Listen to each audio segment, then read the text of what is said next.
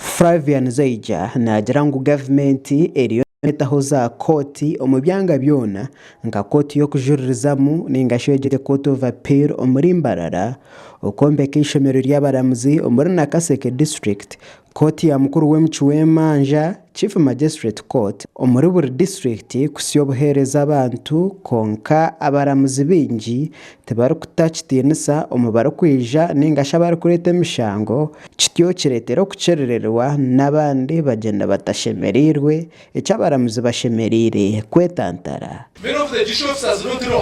When we are commissioning magistrates, sometimes I look at them. You look at them, these are fellows who grew up in Nakasero.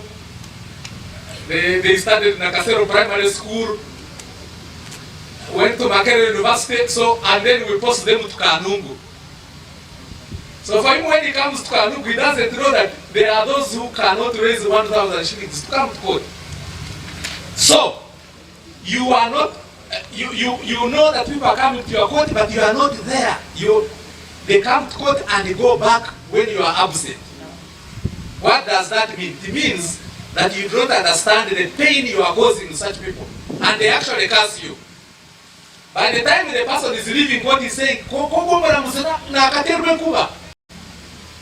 Susan Kanyanje omuramuzi wa kote ya Rukungiri yasima gavumenti kutaho kote Rukungiri kusyahiho obuheereza bwa koti ari kugira ngu kote nkuru eya Rukungiri eshazire emishango mingi ebiretwire obwire buringwa konka behireyo kugumana basharaju b'emishango konka bakiine ekizibu ky'abakozi bakye. With the establishment of the Rukungiri High Court Circuit, that challenge has now been addressed.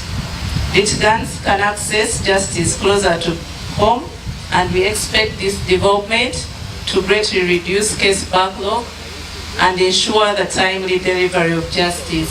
Honorable Dr. Higwa omunyishengero ahabwa Rukungiri municipality yasima President Museveni ahabo kwebembeza okusyahiha abantu obuheereza asyo yashaba abakozi ba koti kushomesa abantu obutatiina koti kwereka bagikozese ari kugira ngu abantu abingi nibatiina koti. Our number one, who is none other than His Excellency the President of the Republic of Uganda, for his visionary leadership. And when you take a look at the principles of the NRM, the fourth one is social economic transformation. He has transformed this country, and here today we want to witness, that's why we are here to witness the commissioning of this High Court.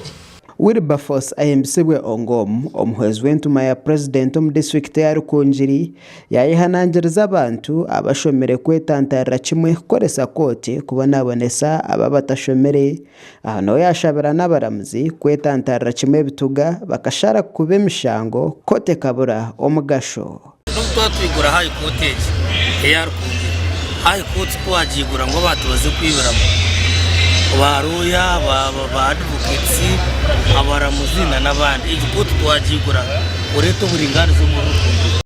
Umwe no kumanya ngo twigura ko twe yaza gukora arukora burundu mu kwedebera cyo tuko office ya RDC turede gukora naho ekibagamba ho abakuru ba court is alternative dispute ningashi kusharamo emishango bararabira umubebembezi abamadini abebembezi bebyaro abebembezi ba government babanze bazaga mu regi mishango batakagirese no mukoti kugira ngo babase kushendeza. Geoffrey Chomukama uri chairman w'entebe ya katana bwa Rukungiri yashembererwa abo buhereza kubahika hihi atiyo yashaba abaramuzi n'abakozi ba koti kushara Emanja Juba kandi batiremo n'oburinganiza kugira ngo koti abagirira omugasho barije mu rugendo rwo kuzakabare orubarugireho. Wenyenda kushaba judge na staff ye ababaza kukoresa ebizimbe ebi kugira ngo emishango rero kwijamu bagigoberereje bagishareje bagendera umuringaniza we n'abantu bito bagoba akote bakikire hiyi.